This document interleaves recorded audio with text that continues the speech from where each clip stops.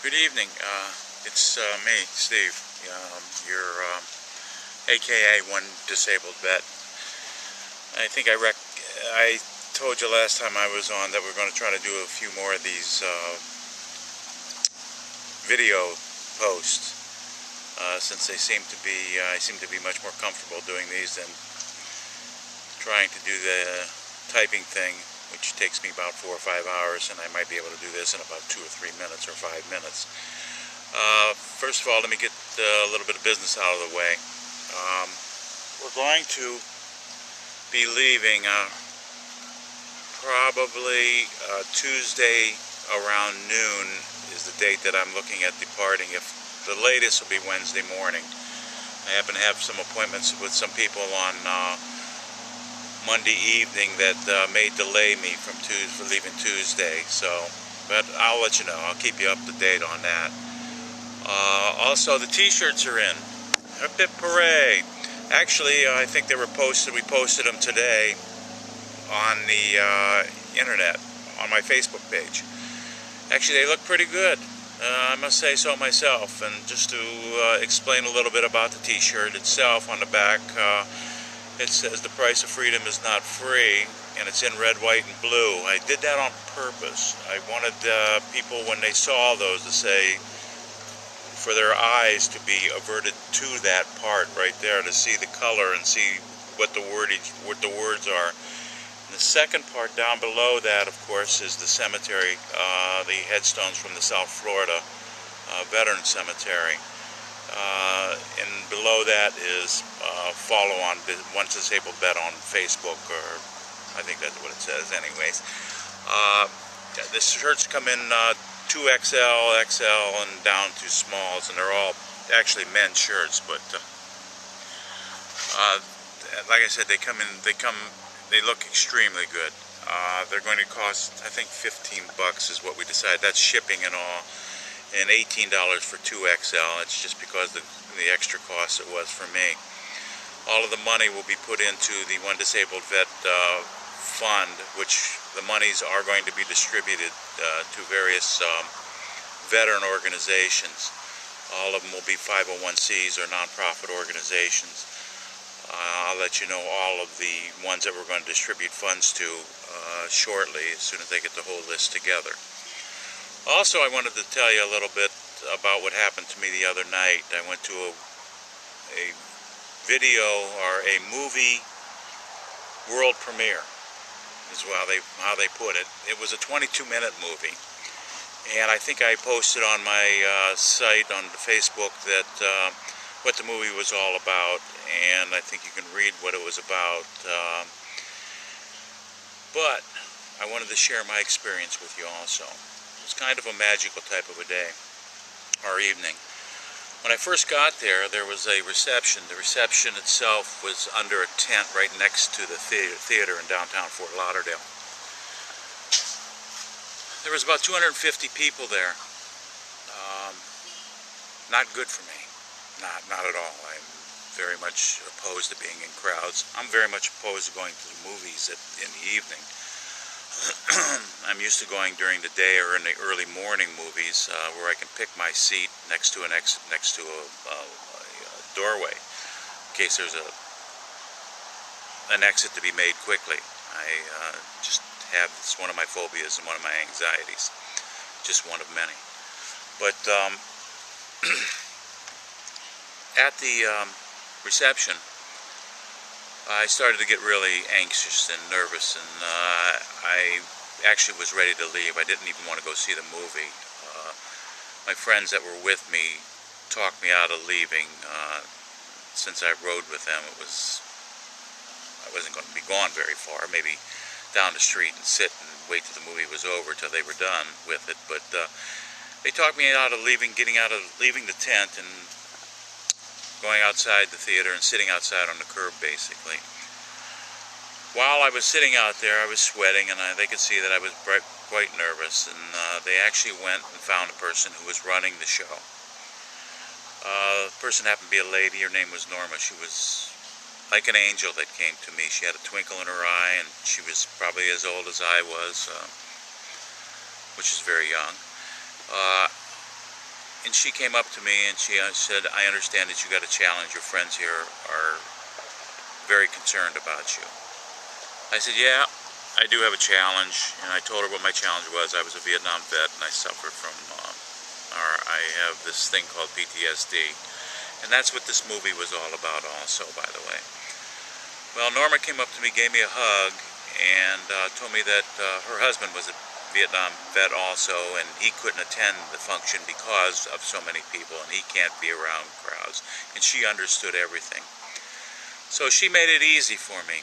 She told me to stand outside here, and she was going to allow my friends into the theater 15 minutes early to go pick the exact seat that I would have wanted to sit in. And that's exactly what happened. I stayed outside with her. She brought the director of the movie over to talk to me. He wanted to feel my feelings and to see me and talk to me. And I actually started to get a little bit calmer as I was talking to them. They ended up being two of the nicest people that I've met in a long time. They were very concerned about me and my well-being, as were my friends. When the people started going in, Norma took me by the arm and she said, no, you wait until the last person and I'll escort you into the theater. She escorted me in, found my seat up at the top, next to the exit, next to a doorway. I thought that was very nice of her. Well, they had a whole program on PTSD, and they had a couple of other vets that were there talking about the Wounded Warrior Project. It was quite interesting. I was pretty much into it. In front of me was seated a guy by the name of David, and David turned around and started talking to me about living the life of the Tao and his likes and what have you. And it just so happened that we hit it off pretty well. David was a little eccentric, but extremely nice to me, understanding.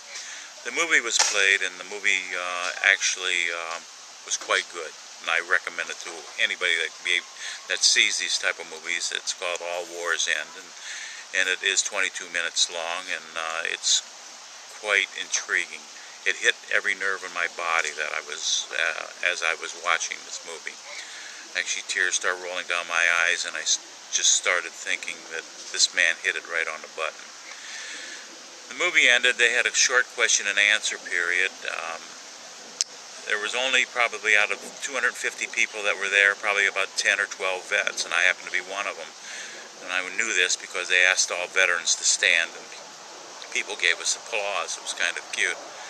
When I got, after the question and answer, I had a statement that I wanted to make. So what I grabbed the mic and I looked down at Carlos, who was the director of the movie, standing down on the floor. And I looked at him and I said, Carlos, I want you to know something. And all of a sudden I said, I want to make one statement. I don't have a question for you, but I want to make one statement. The statement is that you got it, Carlos. You would have made your friend proud. This movie was about a friend of his that was killed in Iraq. You make me proud. You hit every nerve of my body. You understand what the meaning of PTSD is. At that time, I looked around and there was 500 eyes on me. 250 people had turned around and was staring straight at me. All of a sudden, out of nowhere, spontaneously, everybody got up and looked at me and gave me a standing ovation. Of course, I told them I was a Vietnam vet and I've been suffering with this disorder, or have been dealing with this disorder for the last 10 years knowingly, but for the last 40 years unknowingly. It was quite a moving experience for me to have these people actually stand up and acknowledge me like that, but then they turned around and gave Carlos, the director, a standing ovation also. After everybody had left, I was sitting there and I looked around and decided that it was time for us to leave also, because there was nobody left in the theater except David, this gentleman that I was talking to. He talked to me for a little bit more and he offered me some money for the cause that were going on. I told him I really didn't want any money from him, and he said, no, I want to give you money. And he handed me a wad of money, just a sheer wad. It was nothing counted out or anything else like that. And he says, just promise me you won't count it until you get into your car and leave. I said, I won't not accept it a second time, so I reached my hand out. He gave it, put it in my hand, I put it in my back pocket. As we were leaving, Carlos and Norma, my new friends, the director and the woman that was running the show at the Cinema Paradiso, decided that, they came over and started talking to me and told me what a noble thing they thought that this journey that I was going on. I explained to them I'm going on it with an awful lot of other people who are behind me and helping me. These people that I am taking with me care, and they want the people that I am going to be interviewing, all the vets that I'm going to be seeing, they want them to know that they care. Well, after a few hugs and everything else and goodbyes, Carlos recommended to me that maybe when we get done with this whole journey, come back and find him, and maybe we can do a documentary on this whole thing. I thought it was quite intriguing, and I told him of course I would do that. He's going to be following us on Facebook also as Norman and the producer of the movie also. As we got into the car, we were leaving, and I reached into my back pocket, and the money that was in there, I counted it, and there happened to be exactly $315. Now, $315 might not seem to be significant to anybody, but anybody that knows me, really, every time I go to Jai Alai, every time I go to the dog track, every time I play 3 numbers on Lotto, I use numbers 1, 3, and 5, and I box them every single time. So how this number came out, 315, I really don't know. It was just like one of those magical moments that kind of gave me goosebumps, just like the standing ovation I got. But when we got home, I started thinking about it, and it just gave me more impetus and gave me more desire and gave me just more and more feeling that I know that this journey we're about to embark on is the right thing to do. I'm going to end this right now and let you know that there will be another post tomorrow night. And tomorrow night's post, I hope, well, I know I'm interviewing a guy from the VA that I know that's a Vietnam vet also. And then possibly on Sunday I'll be doing another video post from another guy that I know from the VA. So I want to wish you all good night tonight, and hey, I'll see you tomorrow. Thank you.